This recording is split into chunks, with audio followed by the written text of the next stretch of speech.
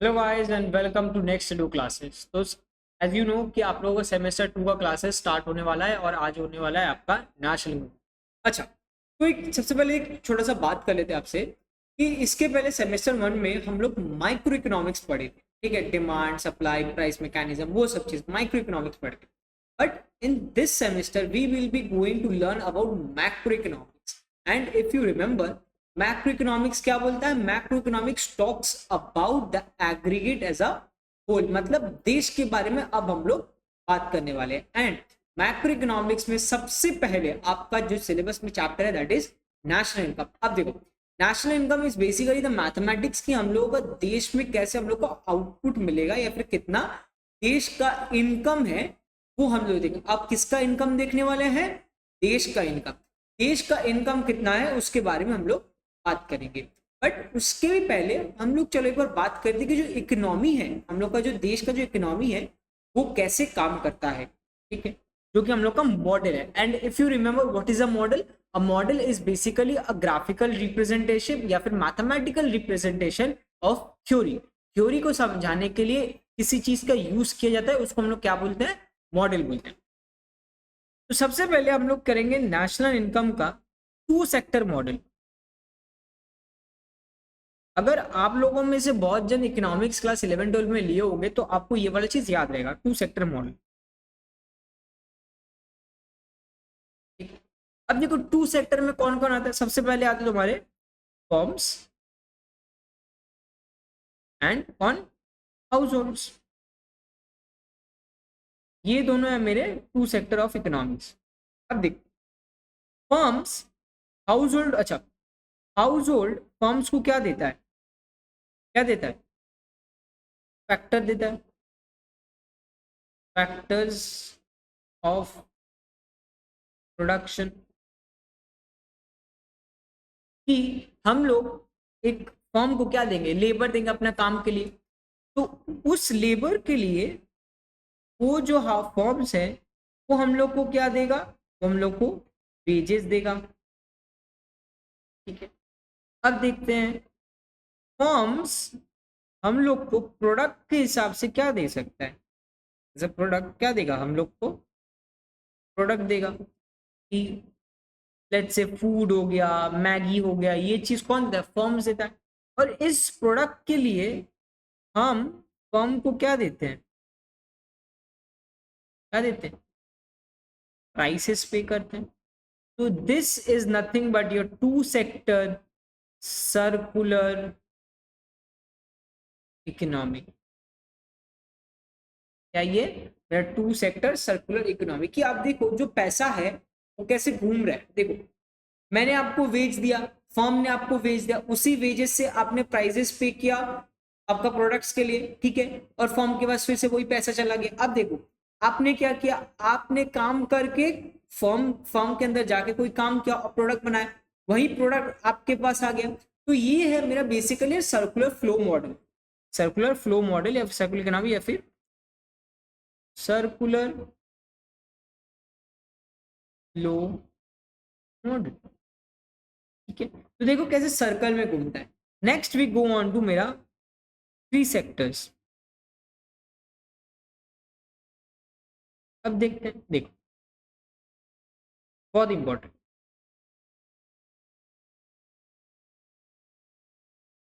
Forms, government and household. अब three sector में government आ जाता है। अच्छा, हाउस होल्ड फॉर्म्स को क्या देता है भैया? फैक्टर्स ऑफ प्रोडक्शन देता है। फैक्टर्स ऑफ प्रोडक्शन देने के लिए फॉर्म्स हाउस होल्ड को क्या देता है भैया? वेजेस देता है। ठीक है, फॉर्म्स हाउस होल्ड को क्या सेल करता है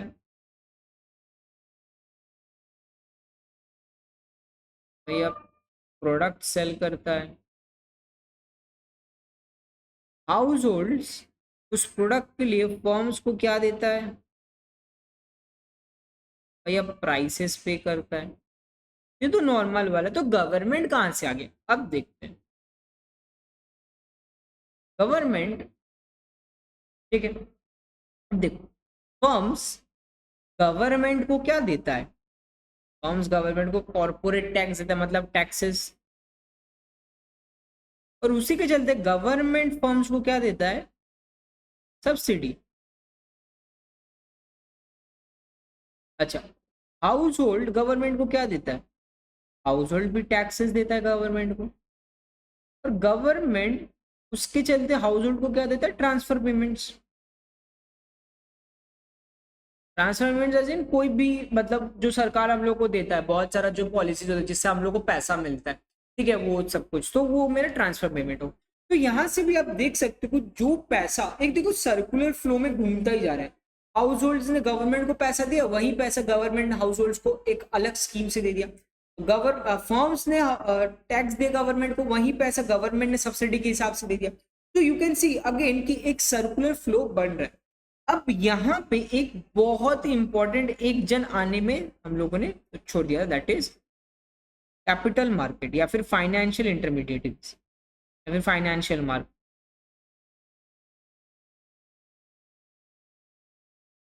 ठीक है, फाइनेंशियल मार्केट, देख क्या मतलब, हाउस होल्ड फाइनेंशियल मार्केट में क्या करता है, सेविंग्स करता है, ठीक है। पर वही फाइनेंशियल मार्केट फर्म्स को क्या देता है पता है, इन्वेस्टमेंट। तो देखो क्या हो रहा है यहाँ पे भी कि हाउस होल्ड ने जो पैसा बचा के फाइनेंशियल मार्केट में डाला था, वही सेम पैसा फिर से इकोनॉमी में जा रहा है। वही सेम पैसा कहाँ जा रहा है, फिर से इकोनॉमी के अंदर चला जा रहा है। तो आप देखो, इसीलिए हम लोग बोलते हैं ये जो सेविंग्स है जो कि हाउस होल्ड हटा रहा है, इसको हम लोग बोलते हैं क्या, सेविंग्स को हम लोग बोलते हैं लीकेज। जो कि हाउस होल्ड इकोनॉमी से बाहर ले रहे हैं, वहीं पे फाइनेंशियल मार्केट इन्वेस्टमेंट करके फर्म्स को दे रहे हैं, और वो पैसा कहाँ जा रहा है, इकोनॉमी में फिर से अंदर जा रहा है। तो इन्वेस्टमेंट को हम लोग बोलते हैं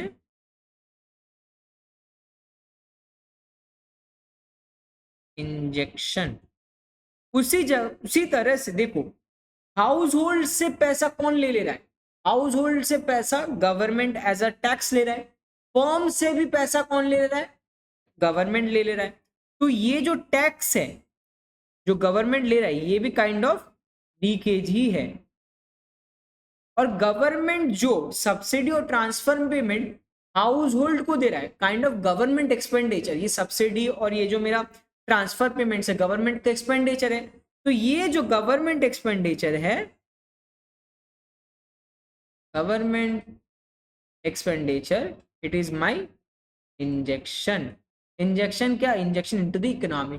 तो to have this economy into equilibrium, अगर मुझे इकोनॉमी इक्विलिब्रियम में रखना है, तब मुझे सबसे बड़ा कंडीशन लीकेज, जितना लीकेज हो रहा है उतना ही इंजेक्शन होना चाहिए। जितना लीकेज अगर उतना ही इंजेक्शन होता है, then only my economy will be in equilibrium. तभी मेरा इकोनॉमी कहां पे रहेगा, इक्विलिब्रियम पे रहेगा। So this is your 3 sector model, जो कि आपको एग्जाम्स में आना चाहिए। This is very very important, आपको उसका डायग्राम अच्छे से आना भी चाहिए, कहाँ पे लीकेज है, कहाँ पे इंजेक्शन है, वो सब कुछ। और ये आपका 2 सेक्टर मॉडल है, ये आपका 2 सेक्टर मॉडल, ठीक है। आप सोचते हो तो भैया फाइनेंशियल मार्केट है तो वो 4 सेक्टर ना हो गया, नहीं 4 सेक्टर नहीं 3 सेक्टर है, क्योंकि यहाँ पे हम लोग फर्म्स, गवर्नमेंट और हाउस होल्ड इन तीनों को रखा है, इसलिए ये 3 सेक्टर मॉडल है, ठीक है। चलो नेक्स्ट जो इंपॉर्टेंट है वो है आपका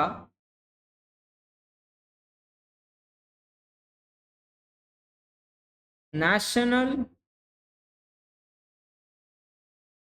इनकम अकाउंटिंग। यहाँ पे हम लोग कुछ कुछ डेफिनेशंस लिखेंगे, वो फटाफट आप लोग लिख लेना मेरे साथ साथ, ठीक है।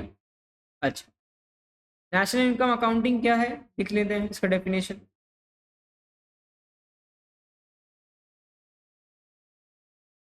NIA, National Income Accounting, refers to the measurement of aggregate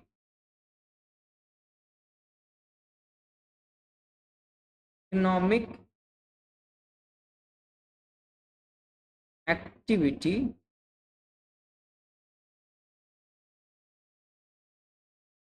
particularly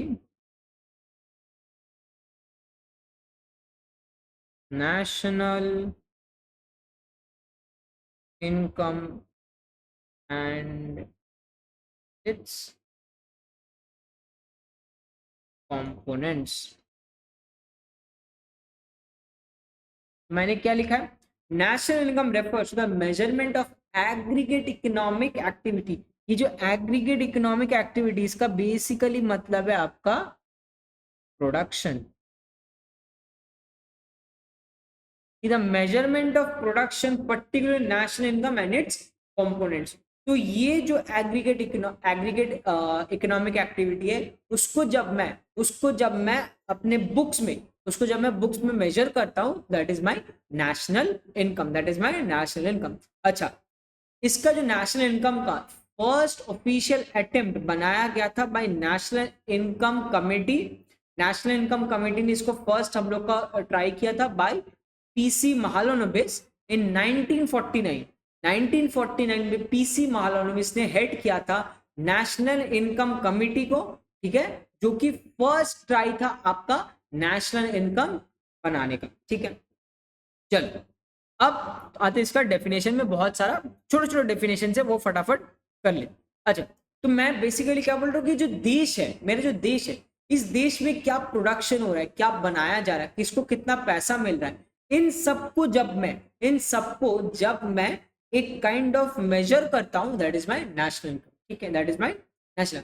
अगर आप कोई भी चीज प्रोडक्शन करते हो तो उसको आप सेल करते हो, ये सुनो, आप सेल करते हो, तो सेल करने के लिए किसी के पास तो इनकम उतना होना चाहिए। Let's say you have production of let's say 100 rupees, आपने 100 रुपीज का प्रोडक्शन किया।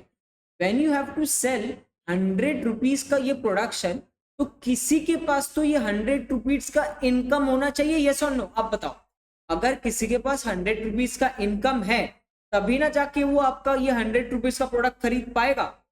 तो इसी से पता चले जितना मेरा आउटपुट है उतना तो लोगों का इनकम होना चाहिए। अगर उतना इनकम है तभी ना मेरा आउटपुट बिकेगा। तो जितना मेरा आउटपुट मैं बना रहा हूं उतना ही उससे मुझे एक रफ एस्टिमेट मिल जाता है कि देश का इनकम क्या है। तो यहाँ पे हम लोग बात करते हैं कि ये जो हम लोग पढ़ते हैं कि भैया जीडीपी इतना है, $4 ट्रिलियन का, 5 trillion, what do we mean by that? We mean कि देश में प्रोडक्शन कितना हुआ है। अगर देश में 1 लाख रुपए का प्रोडक्शन हुआ है, उसका मतलब देश के जितने भी लोग हैं उनके पास 1 लाख रुपए है, उनके पास 1 लाख रुपए है, ताकि वो लोग वो 1 लाख का प्रोडक्शन खरीद सके, 1 लाख का प्रोडक्शन खरीद सके, जिसके चलते ये क्या होता है, देश का पूरा इनकम है। जब हम लोग एक्सपोर्ट करते हैं तो वो भी तो इनकम ही है ना मेरा, मेरे घर पे तो पैसा आ रहा है, मेरे देश में तो पैसा आ रहा है, इसलिए एक्सपोर्ट्स को भी हम लोग नेशनल इनकम के अंदर मानते हैं कि अगर मैं जितने का माल प्रोड्यूस किया वो तो मुझे बेचना है। लेट्स से मैं 100 रुपीज का माल मैं बेच रहा हूँ, तो 100 रुपीज तो मेरा इनकम है ना। तो देश में अगर 100 रुपया का माल, 1 लाख रुपए का प्रोडक्शन होता है, तो 1 लाख का प्रोडक्शन तो सेल होगा, तो वो सेल होगा तो देश का इनकम होगा, ये सुन लो, तो उसी को हम लोग बोलते हैं नेशनल इनकम, ठीक है। तो आज हम लोग ज्यादा कुछ नहीं करेंगे, फटाफट थोड़ा थोड़ा सा डेफिनेशंस लिखेंगे। नंबर 1,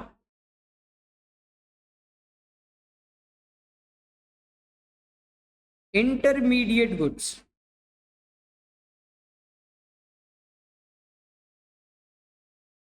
ठीक है, इंटरमीडिएट गुड्स, और यहां पे लिख देता हूं फाइनल गुड्स। क्या होता है intermediate goods? Any idea? Intermediate goods are those goods that are used for production. Let's say you use कौन सा फ्लावर हम लोग किस लिए यूज करते हैं बेकरी में? टू मेकिंग ब्रेड्स या फिर केक। तो ये जो फ्लावर हम लोगों ने यूज किया फॉर मेकिंग केक और bread, that is my intermediate good, तो क्या लिखेंगे? Used to produce a final good. यहाँ पे लिख लो यूज्ड बाय प्रोड्यूसर, ठीक है। अच्छा, फाइनल गुड्स क्या है? ये जो केक है, ये जो ब्रेड है, ये क्या मैं किसी और चीज के लिए यूज करूंगा? नहीं, मैं खुद के खाने के लिए करूंगा, तो उसको हम लोग बोलते हैं final goods. Ready to be sold in the market, market में जो मैं बेचने के लिए रेडी हूं। Used by consumer, used by the consumer, ठीक है। चलो, अच्छा, सिर्फ और सिर्फ ये जो मेरा फाइनल गुड्स है, लिख लो बड़ा बड़ा करके हेडिंग्स में,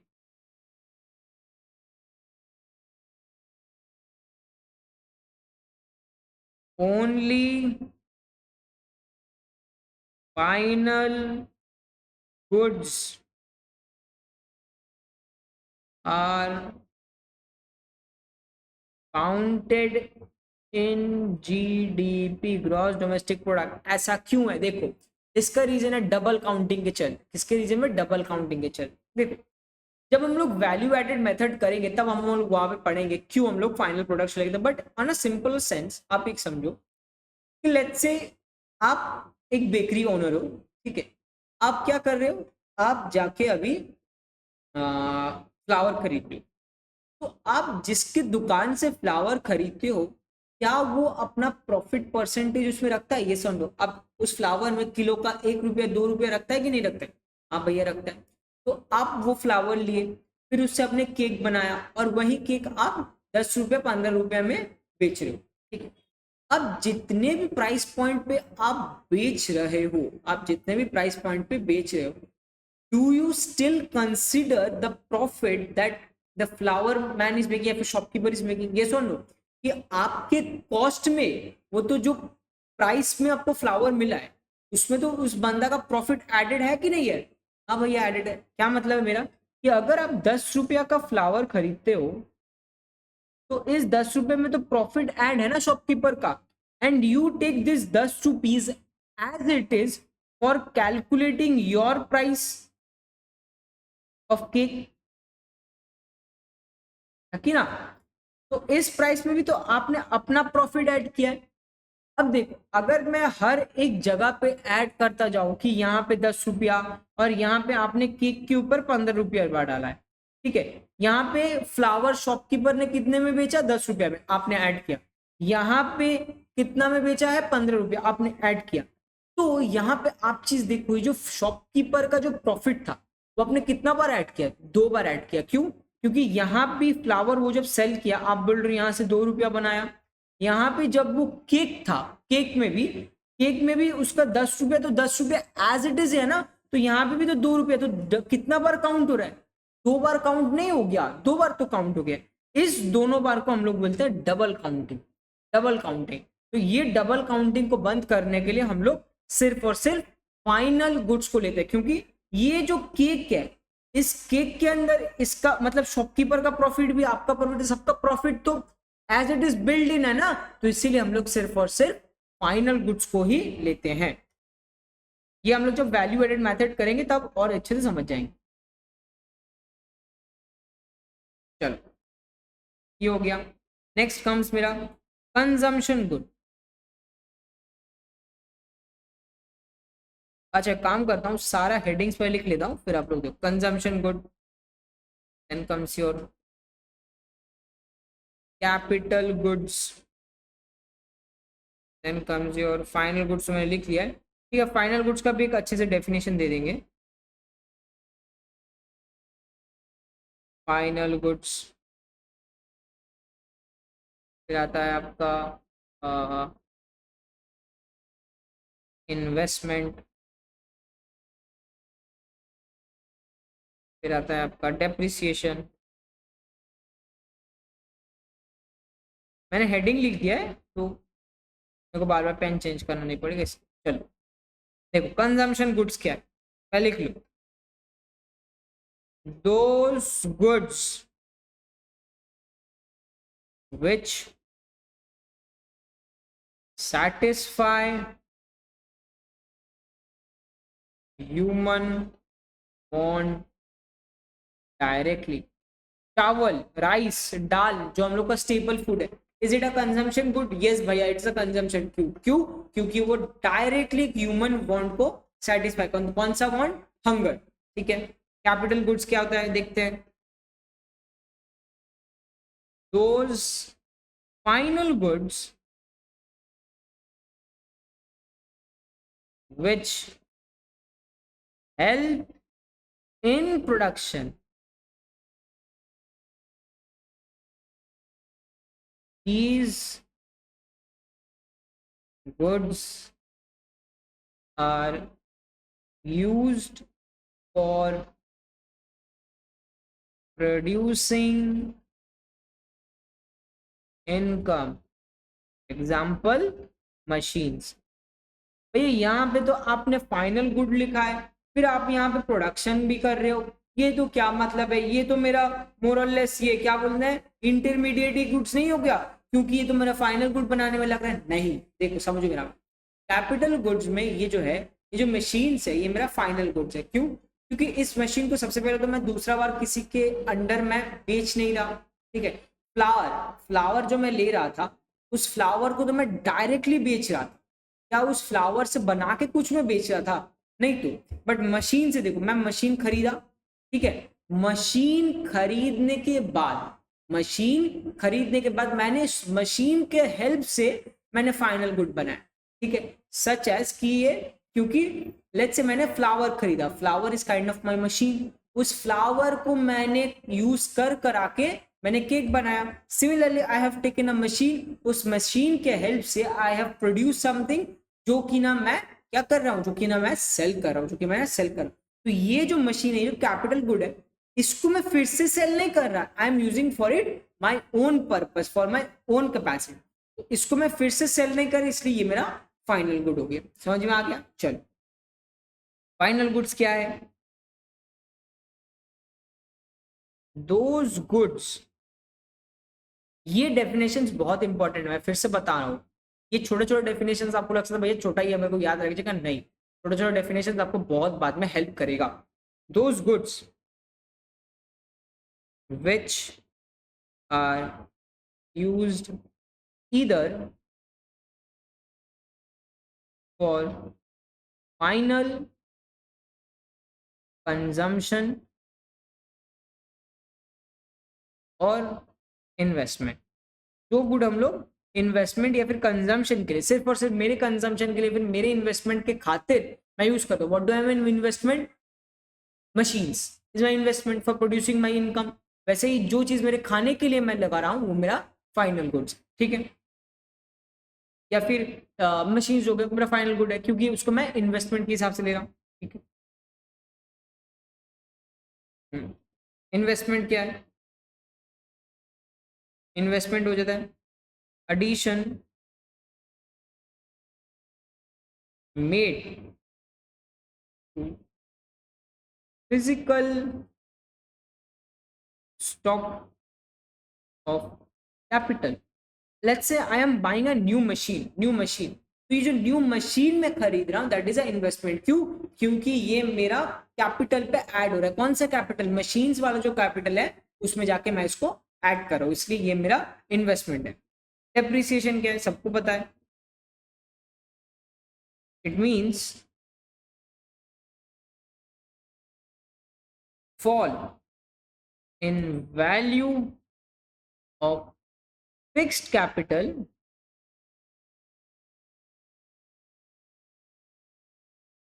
goods due to normal wear and tear and expected obsolescence। क्या मतलब डेप्रिसिएशन के, जो मेरा फिक्स है मशीन से, ये जब जब काम करता है फ्रिक्शन के चलते बहुत सारा पार्ट्स खराब हो जाता है, ये सब चीज क्या है जो खराब हो जाए, चलते चलते खराब हो जाते हैं, इसको हम लोग बोलते हैं क्या, इसको बोलते हैं डेप्रिसिएशन। इसको क्या बोलते हैं हम लोग, डेप्रिसिएशन। ठीक है, फिर आता है मेन ग्रॉस इन्वेस्टमेंट। ये ग्रॉस और नेट में क्या डिफरेंस है, gross investment and net investment.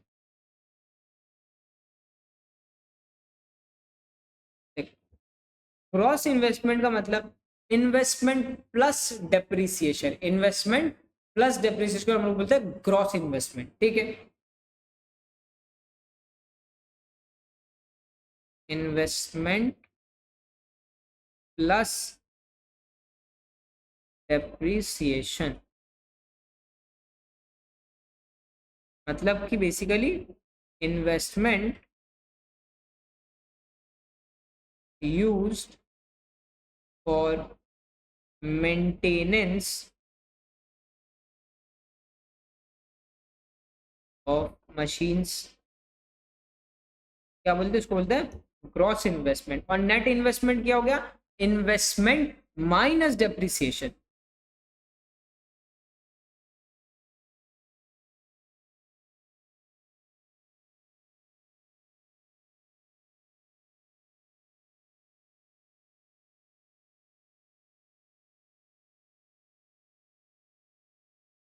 Investment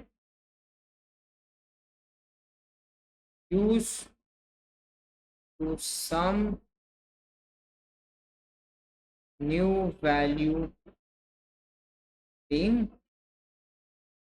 created, sorry for the handwriting.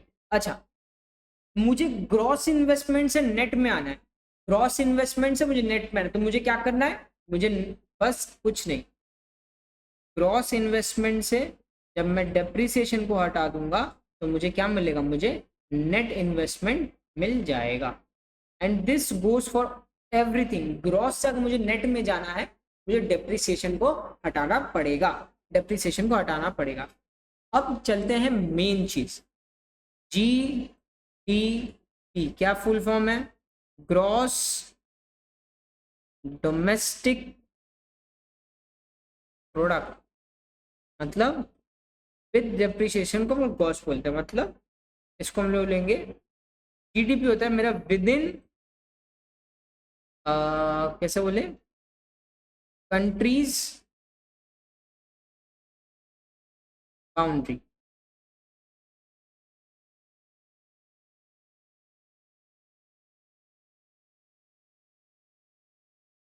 This countries boundary, ठीक है, ये मेरा ग्रुप। अच्छा, gross national product GNP, GNP is my gross national product. मतलब यहाँ पे अब मैं नेट फैक्टर्स फ्रॉम अब्रॉड को ऐड करूंगा, तो मतलब production by people outside the domestic territory, क्या बोलते हैं इसको, बोलते हैं आपका जीएनपी। ठीक है, चलो ये हो गया। अब देखते हैं, तो जीडीपी और जीएनपी आई है, आपको समझ में आ गया। अब चलते हैं फैक्टर कॉस्ट पे। फैक्टर कॉस्ट क्या है, the cost of producing someone with the help of factors of production, या फिर the cost of factors of production. Market price किसको बोलते हैं, मार्केट प्राइस जो कि है मेरा factor cost plus taxes plus indirect taxes minus subsidy, और इनडायरेक्ट टैक्सेस माइनस सब्सिडी किसको बोलते हैं हम लोग, नेट इनडायरेक्ट टैक्सेस। ठीक है, तो this is nothing but my basic basic जो डेफिनेशंस है उनके बारे में। अब चलते हैं नेशनल इनकम पे, जो कि मेरा लास्ट है आज का, नेशनल इनकम। तो ये नेशनल इनकम है क्या, देखो समझो, जो मेरा टोटल आउटपुट है वही तो टोटल इनकम होगा मेरा, ये सुन लो, और वही total income is nothing but my total expenditure. जितना मेरे पास इनकम होगा उतना तो मैं एक्सपेंडिचर कर पाऊंगा ना, है ना। If I am not saving something and if I am using everything, तो मेरा टोटल एक्सपेंडिचर है। ठीक है, तो देखो net domestic product at factor cost, मतलब नेट डोमेस्टिक प्रोडक्ट जब हम लोग फैक्टर कॉस्ट के ऊपर मेजरमेंट करेंगे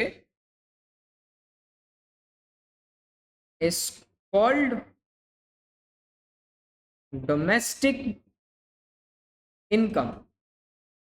और इसी डोमेस्टिक इनकम पे डोमेस्टिक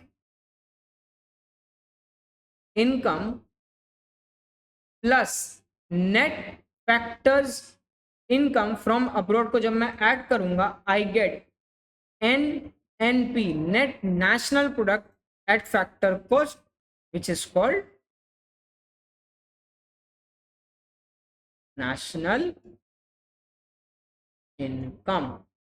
ठीक है, तो देखो हम लोग को नेशनल इनकम निकालना है, उसके लिए क्या करना है, मुझे नेट नेशनल प्रोडक्ट निकालना है, नेट नेशनल प्रोडक्ट। और नेट कैसे निकलेगा, आफ्टर डेप्रिसिएशन। डोमेस्टिक प्रोडक्ट से मुझे नेशनल प्रोडक्ट लाना है, मतलब नेट फैक्टर्स फ्रॉम अब्रॉड को ऐड करना है।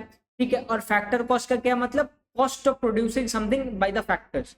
या अगर मुझे एक पेन बनाना है, ये पेन बनाना है, इस पेन के पीछे मुझे कितना फैक्टर कॉस्ट देना पड़ा, मतलब लेबर को कितना पैसा देना पड़ा, that is my factor cost. तो इस पेन के लिए अगर पूरा जितना मुझे फैक्टर कॉस्ट देना पड़ा है उसको ऐड करके, net national factors from abroad को ऐड करके मुझे मिलता है NNPFC, NNPFC जो कि मेरा नेशनल इनकम है। सो दिस इज योर पार्ट 1। यहाँ पे हम लोगों ने बेसिक एकदम कवर किए हैं, सर्कुलर फ्लो डायग्राम को थोड़ा सा करके, और नेशनल इनकम अकाउंटिंग थोड़ा सा। इसके बाद विल मूव ऑन टू मेरा जो मैथमेटिक्स है कि कैसे हम लोग का 3 मेथड्स के थ्रू हम लोग नेट नेशनल इनकम निकालते हैं, वो पढ़े। ठीक है, चलिए, थैंक यू।